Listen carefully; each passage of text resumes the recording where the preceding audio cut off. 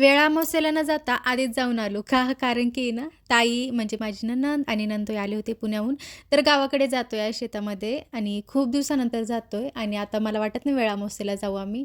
सकाळीच आहे ना, सगळा स्वयंपाक करून घेतला, शेतातच जेवायचं ठरवलं आणि दर्शन पण करायचे होते आम्हाला काही मंदिरांचे. तर तुळजाभवानी मातेचं मंदिर आहे ना, तर तिथं पहिले सगळ्यात आधी दर्शन घेतलं, बाकी सगळीकडे घेतलं आणि इथे आहे दावल मलिकची दर्गा, जी मी तुम्हाला नेहमी गावाकडे आल्यानंतर दाखवत असते. देवदर्शन झाल्यानंतर पेटपूजा करायचं ठरवलं. जेवायला मस्त दीदीनं मटकीची भाजी, चपाती आणली होती. मी भाकरी, तुरीची डाळ, मेथीची भाजी आणि भेंडी असं बनवलेलं. जेवण झाल्यानंतर फ्रुट्स खाल्ले, सफरचंद आणि केळी, पेरू असं घेतलं होतं रस्त्यातच येताना.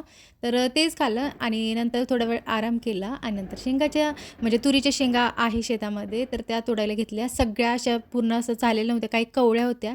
तर असं शोधून-शोधूनच मी तोडत होते. डायरेक्टली असं भरपूर तोडल्या नाही. आणि वेद इथं झाड लावतोय, तुरीचं झाड उगवणार आहे म्हणे 2 दिवसातच. तर त्याने एक शेंग घेऊन ये ना, असं जमिनीमध्ये लावून आता 2च दिवसात झाड येतंय म्हणे.